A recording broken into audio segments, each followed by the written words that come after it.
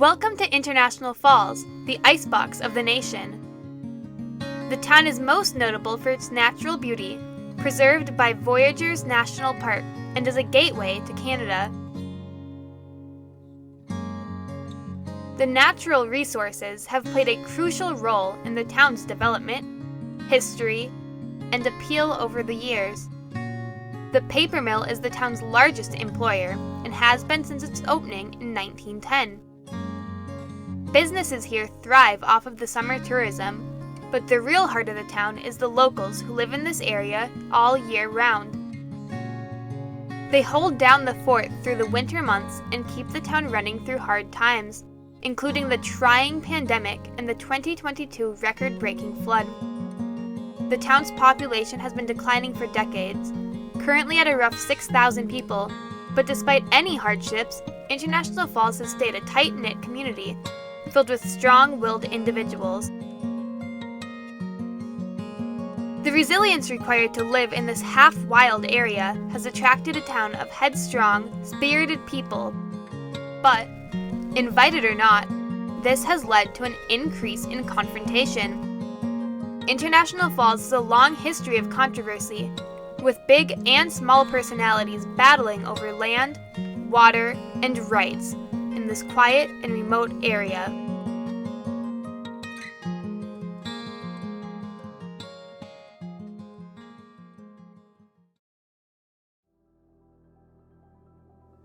The town of International Falls literally began with controversy. For any first-time visitor to the area, the natural beauty can be staggering. Imagine what it was like over 100 years ago, with little European settlement. That was the Minnesota that Ernest Oberholzer happened upon. Originally from Iowa and a graduate of Harvard, Ober was a well-connected, worldly individual. When he first journeyed up to the Northwoods in 1909, it was under somber pretenses. The doctors told him that he had a heart problem and was not going to live very long. And that's what inspired him to take off on that canoe trip.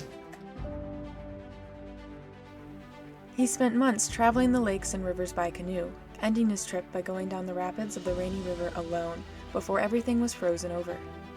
Ober quickly recognized that this area was a place worthy of preservation. The indigenous people of these lands guided Ober through the great northern Minnesota wilderness. Natives had medicines that cured them. Their generosity and welcoming was not lost on Oberholzer. And you learn to work with them, do things with them, and appreciate them so much. And you learn a lot from them.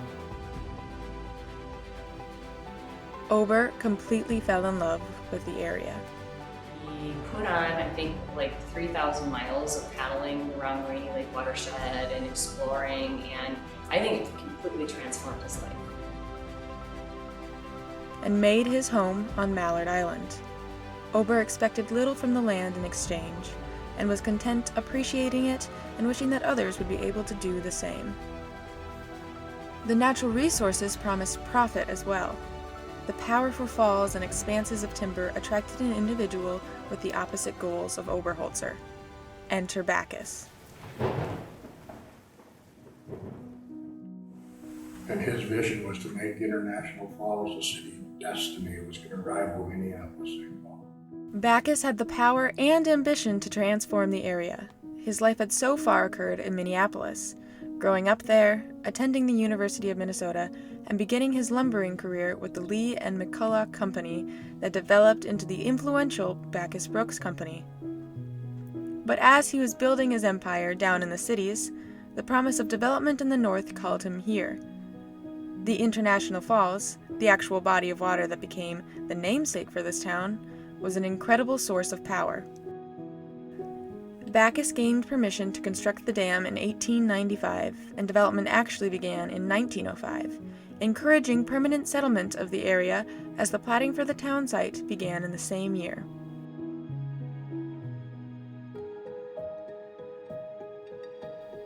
The International Falls Dam, along with his other Squirrel Falls and Kettle Falls dams, powered the Bacchus Brooks paper mill, which printed its first piece of paper in 1910.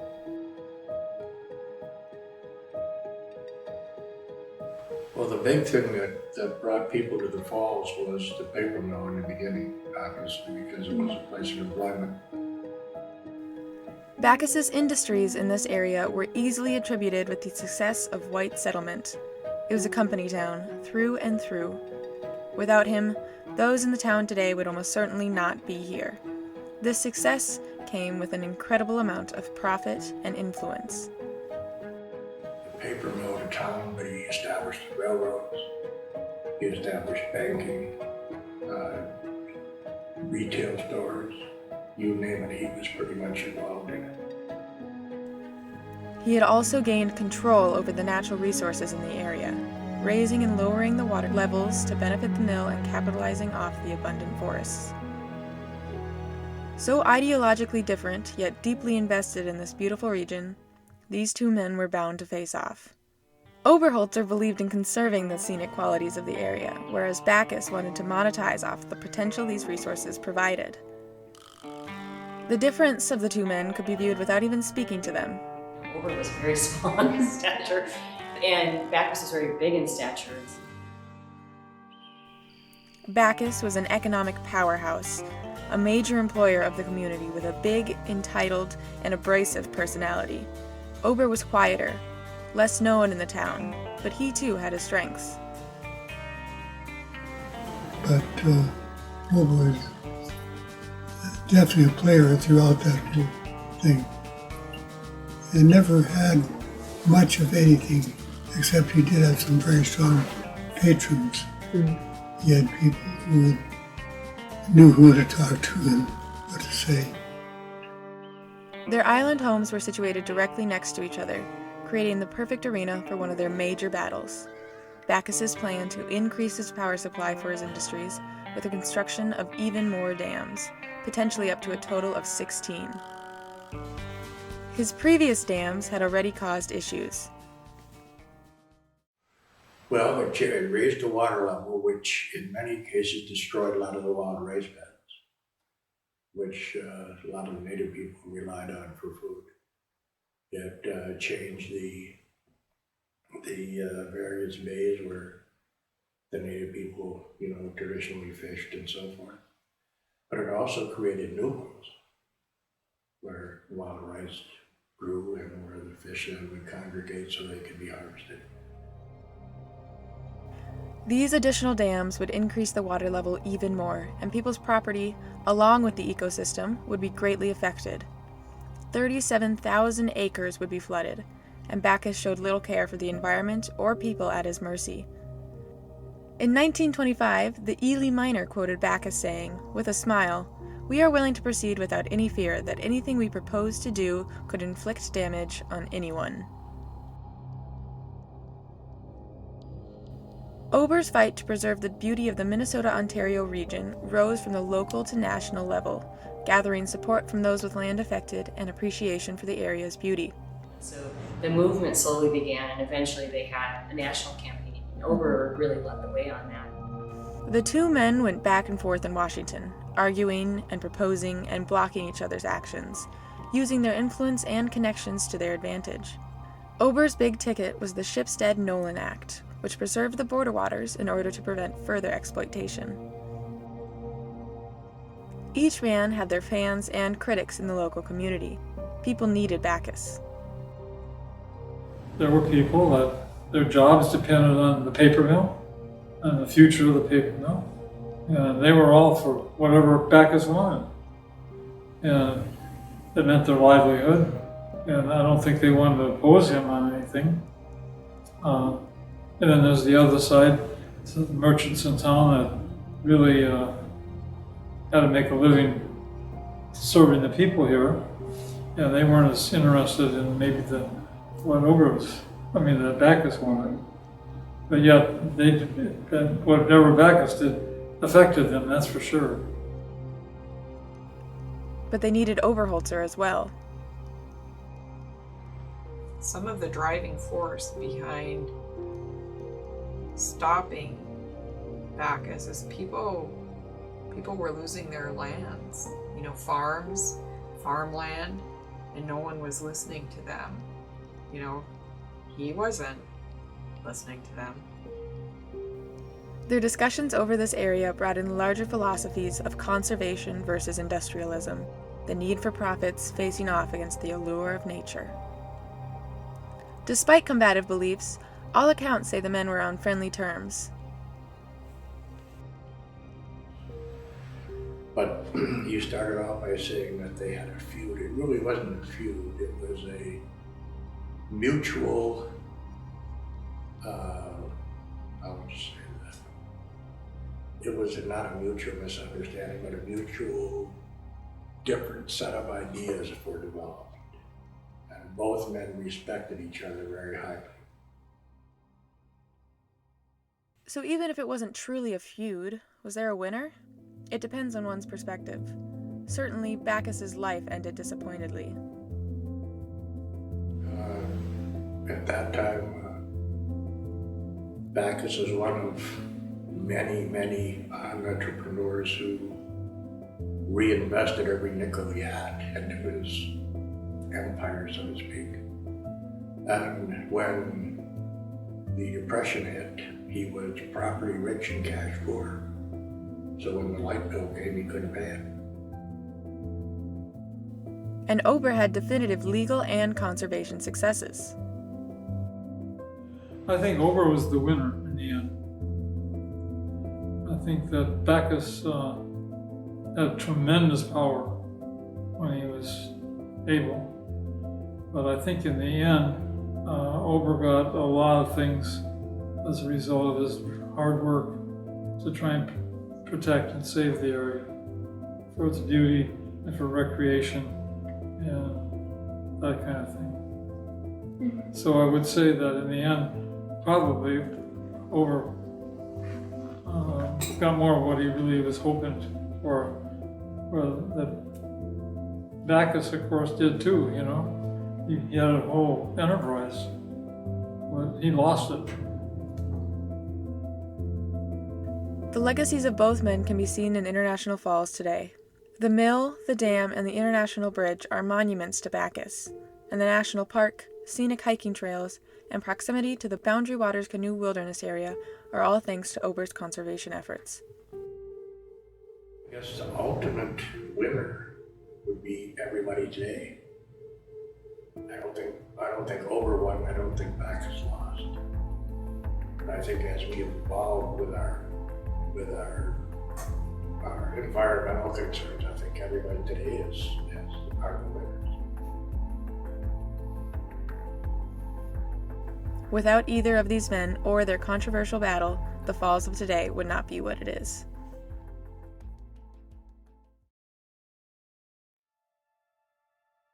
Ober was successful in preserving his beloved Boundary Waters area, and his efforts were also crucial for the establishment of a new level of conservation for the Rainy Lake watershed and the introduction of a major force to the International Falls community, the United States government. Voyageurs National Park is a beautifully preserved piece of North American wilderness. It is a peaceful, picturesque place, but it hasn't always been this way. When the park was founded, there was an uproar from many of the people who had hunted and fished the land for decades. Locals saw this nature as their turf, their secret paradise. They did not see it as being a national park. They had been to Yellowstone. They had been to Grand Canyon. They had been to, you go through the list of the national parks that they had visited. And this one certainly had not as a grandeur. Citizens of International Falls were worried about the cabins they had on the land about to be absorbed by the government, and were reluctant to share the beauty of this area with the entire United States. Some locals were excited by the promise of a national park, and the economic benefits that an increase of tourism would bring to the business and resort owners. The government was telling locals that a predicted 1 million people would visit the park each year. For a community of just over 6,500 people, this would be an incredible opportunity. Still, for a small town, the imposition of the federal government was not something to take lightly. But when it's something as big as a park comes into an area, everybody deserves to be nervous. As Voyagers began to transform from an idea to a reality, the two sides of the topic became continuously more polarized. A native friend of mine came up to grow wild rice over there. We could go in there and we could take rice. We raced that our whole lives up there in Black Bay and Red Gut and stuff like that. They said, oh no, you gotta take 1 pound or 1 gallon. Where did that go? And when we talked to them about it, they said, well, that's the way it is. I said, that ain't the way it is. I've been here. I know what it is. The park began purchasing land from locals in order to preserve the area's natural beauty. Although all the land from Voyagers National Park was obtained fairly, many people felt cheated and communication was incredibly poor. And there was no way you could get a clear answer, because it seemed that one government equity entity would say one thing and another would say, no, that's right.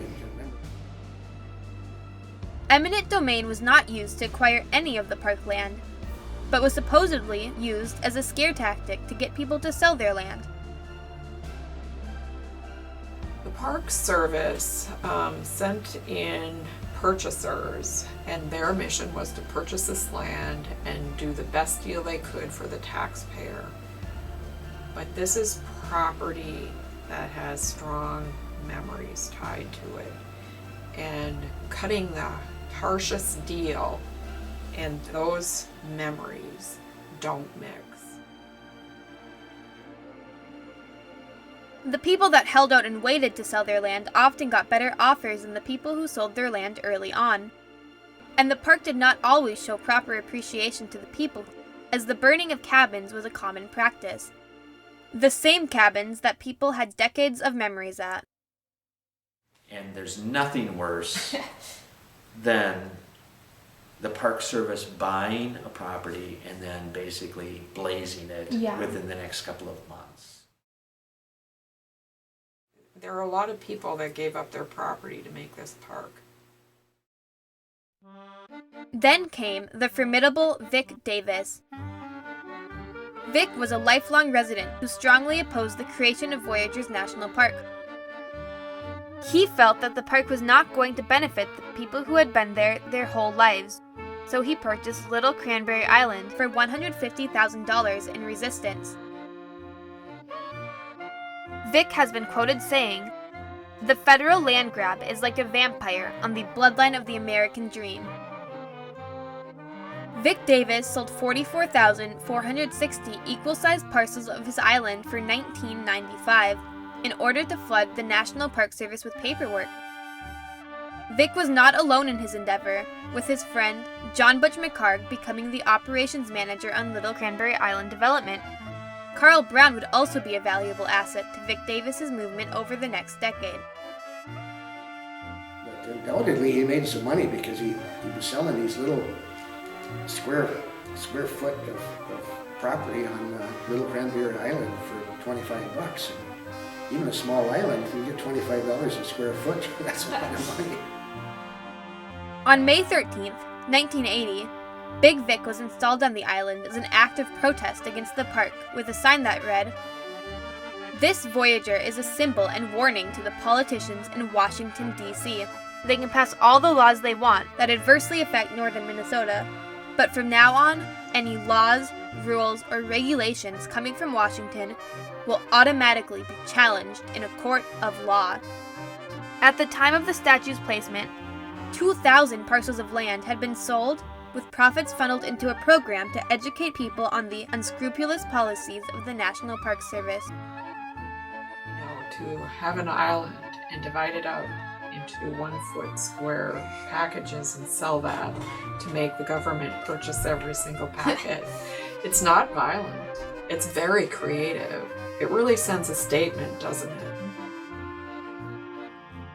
The statue was a way to symbolically give the park the finger and a sign of disrespect towards the park's policies. In October of 1980, Vic Davis began the construction of a cabin on Little Cranberry Island in protest of the National Park Service's policy prohibiting new development within the park.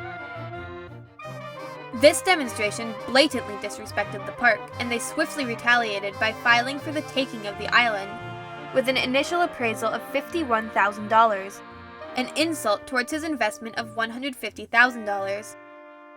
Vic Davis was dismayed and threatened to cut down every single tree on his island. In the end, the national park was victorious, and Vic was given 6 months to have the Big Vic statue removed from Little Cranberry Island.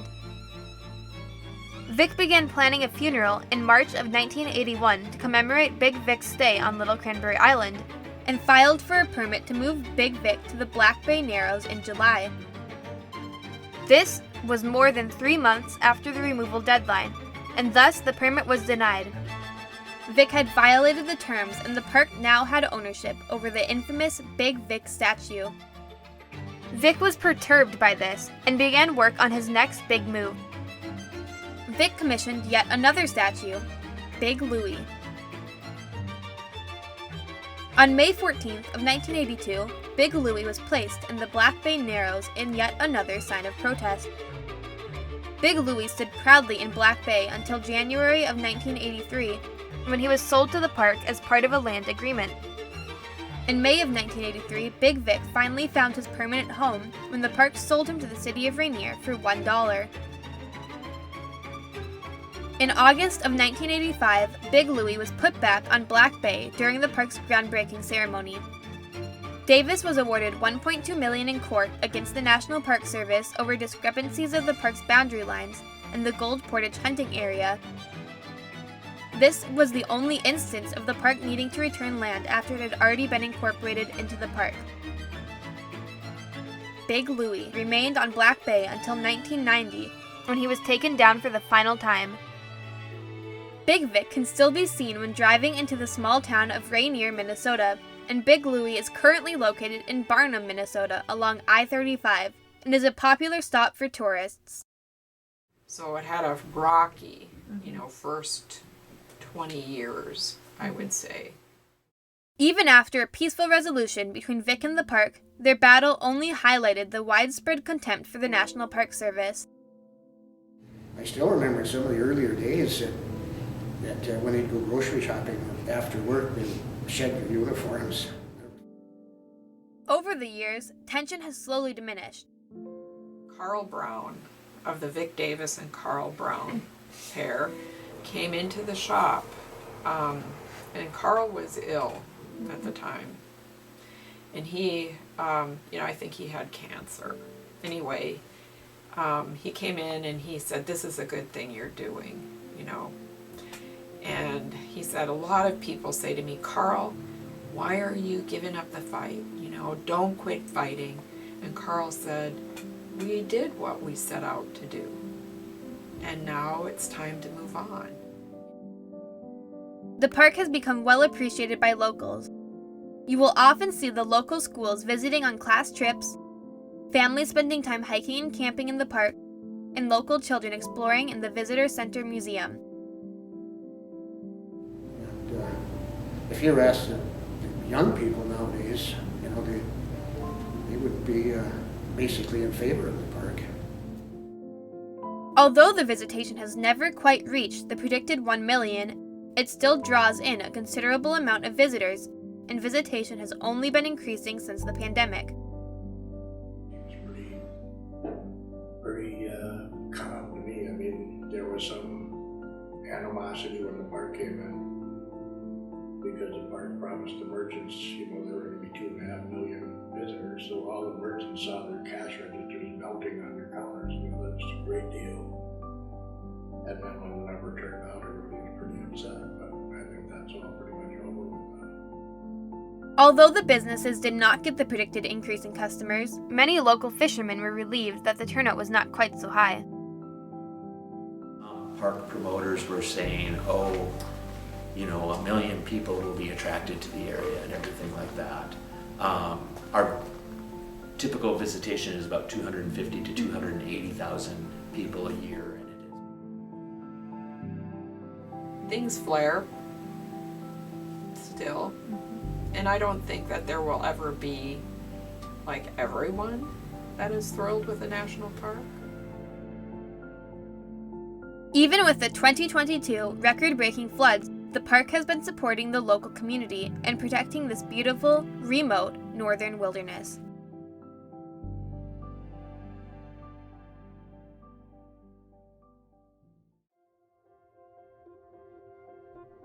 Just as Ober's footprints on this area laid the foundation for the controversy over voyagers, Backus's industrial legacy in International Falls brought in the next combative scene. The importance of the paper mill to the town's economy and population cannot be overstated. Besides tourism, it has been the driving force for this community. It had changed hands after the collapse of Backus's empire, landing in the lap of the Boise Cascade Corporation. In 1989, International Falls contained 8,500 people, and almost 850 of them were employed by the mill. If the average family is husband, wife, and 1.2 children or 1.5 children,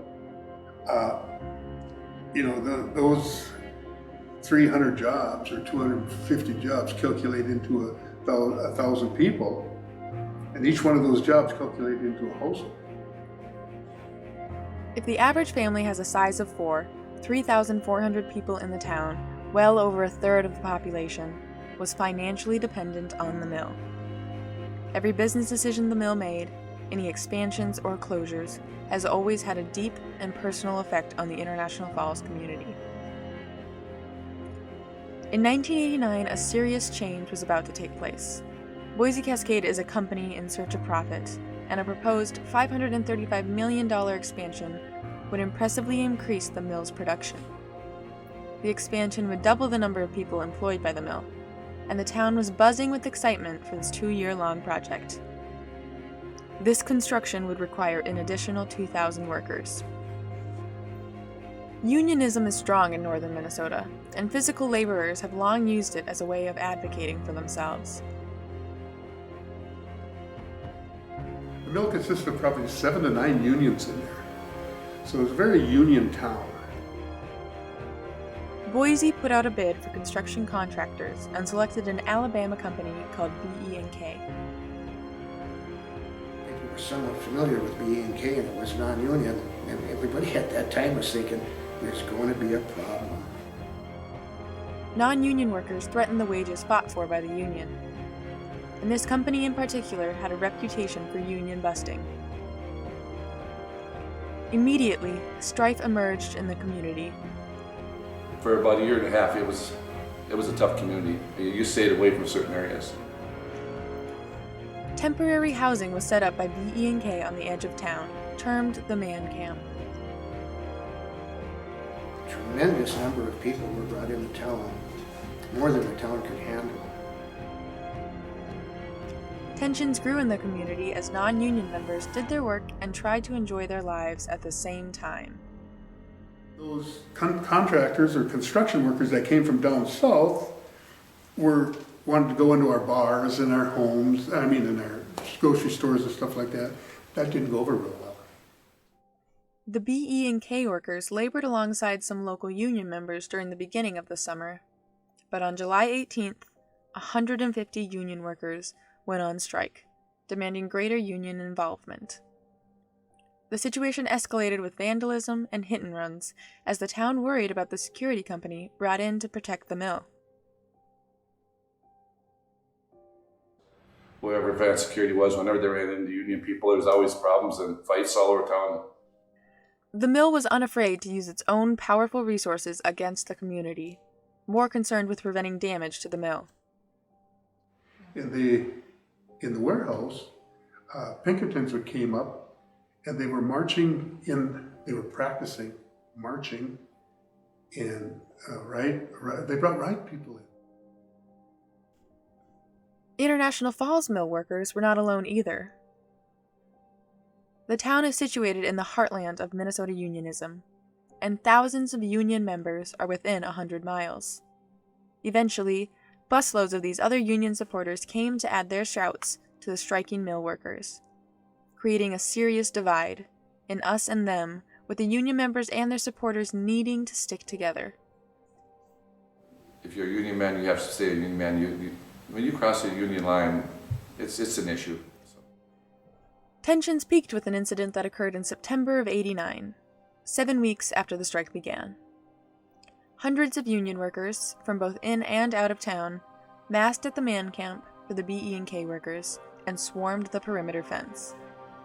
My neighbor had a scanner. Back in those days, everybody had scanners to listen. And he called me up and he said, "Can you walk?" I said, "Yeah, I can walk." And he said, "Got to come over and listen to this." He said, "They're burning the man camp."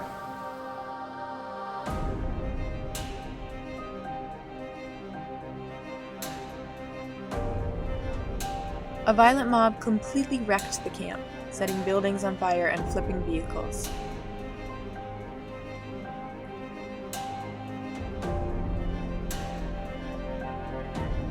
A police officer or a sheriff came on and said, "They're heading to the mill. All officers at the gates use whatever force is necessary. They are not to enter the mill." That was scary, because I don't know what he meant when he said they are not to enter the mill. But then to me, that was scary, because if something happened, not only just the violence of it, but if they got into the mill and started burning the mill, that is our livelihood. That is our city. The police eventually dispersed the crowd with tear gas, but not before a dozen individuals were injured. Many more were arrested for their actions. The damage caused was estimated to be worth $1.3 million at the time, which is over $3 million today. The community itself differed in perspective on the drastic action taken. Some placed the blame on those who came from out of town, the union workers of Michigan and Wisconsin. I think most of the ones that end up being charged were not from here.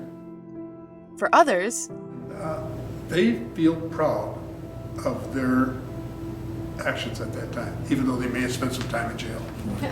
They feel proud. We stood up for the community. Where the hell were you? yet some regretted the noise caused by the event.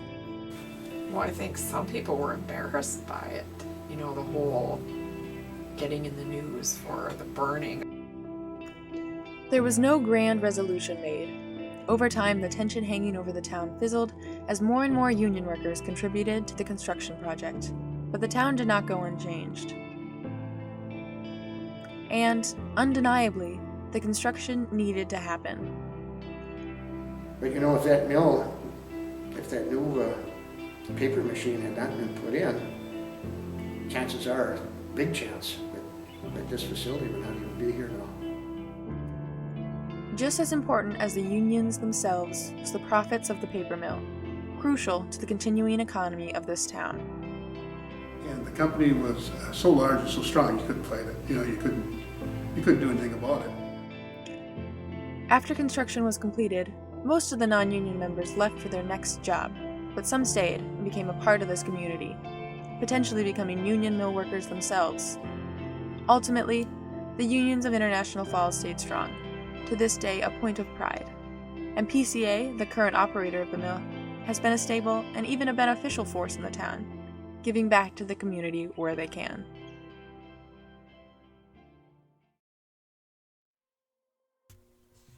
So, why has International Falls been such a hotspot for controversy?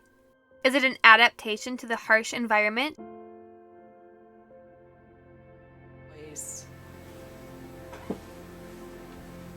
I think where you had to just fight to exist. A remnant of the first European settlers of the area? Look at our ancestors here. They're relatively recent pioneers. I mean, 20th century. And fiercely independent. Or maybe the locals are no different than any other Americans, simply having to fight off more external forces intent on imposing their ideas on this region. I think International Falls is a typical small town. I think you see it wherever you go. Bacchus, the Park Service, and the mill were not necessarily invited by the people here, and clearly faced local opposition. Yet, they were all fundamental to the town's development. Their importance has not guaranteed local appreciation. Been fooled too many times. They don't trust anybody. Okay? Right. They don't trust the park. They don't trust Boise. During the summer of 2022, controversy was set aside as the town truly came together to combat the destruction brought upon the population by insanely high water levels. This was not a result of dams or businesses choosing profit over people, but an example of the continued unpredictable effect nature has always had on this area. In spite of the circumstances, the flood brought about community togetherness after 2 years of separation during the pandemic. Even before the pandemic, though, the town was dealing with decline. And if you look at demographics, our population is dropping here. You know, the paper mill used to have the paper mill and the board mill used to have 2,500 employees, and now they're down to 550, I believe. Reduction of the paper mill's output has led some to put greater emphasis on the contribution of tourism to the town's economy. Both the national park and local resorts saw increased visitation these past summers. But during this pandemic and the huge increase in visitation, where people see it as a real refuge during a scary time, you know, a place to go recreate safely and so on, I think the value is seen. The community has been forced to recognize the value of Voyageurs National Park. As I've been here in the 5 years as superintendent, I'm approached by several people who have stated, oh, you know, when the park was first created, myself or my parents or my grandparents were really against it, but now I'm really seeing the benefit. Could you imagine if it wasn't in some type of protected status, whether it be state or federal, how much development would be along the lake shores and things like that? Projections for this town vary dramatically, but they all ultimately see room for growth.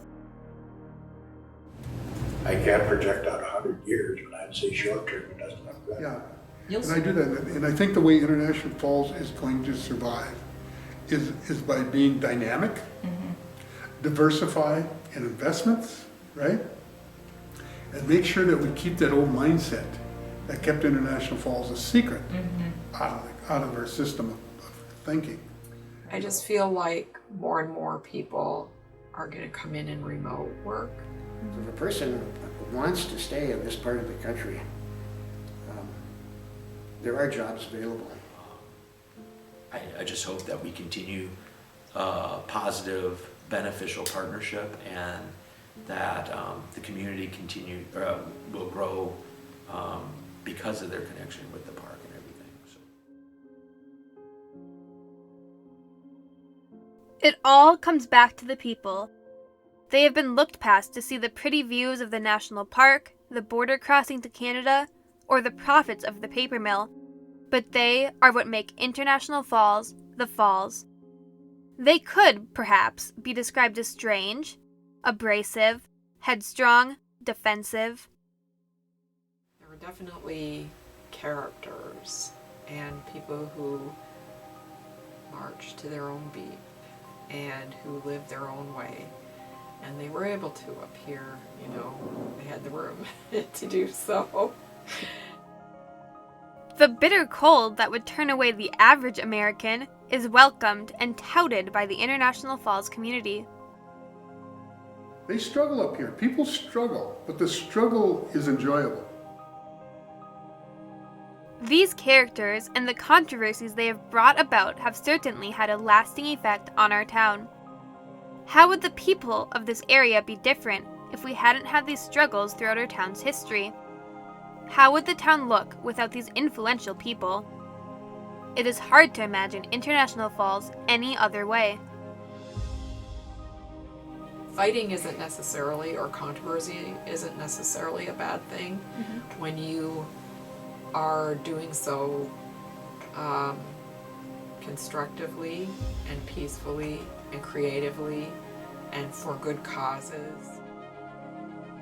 Other than controversy, what is one thing that Bacchus, Ober, the creation of Voyageurs National Park, and the mill riots all exhibit? The coming together of people with a passion for this stunning area.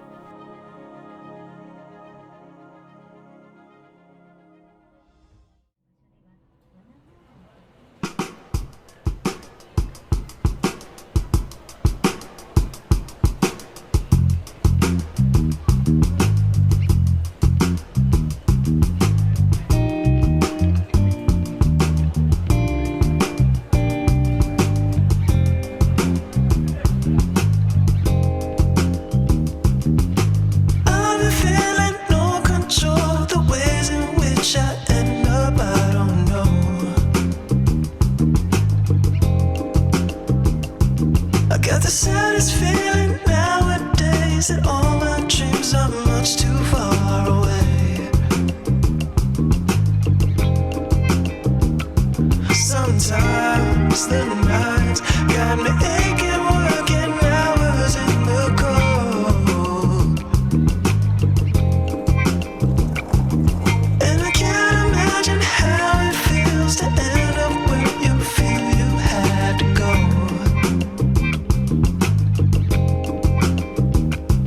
I've been lost, starving, praying nothing else will go wrong.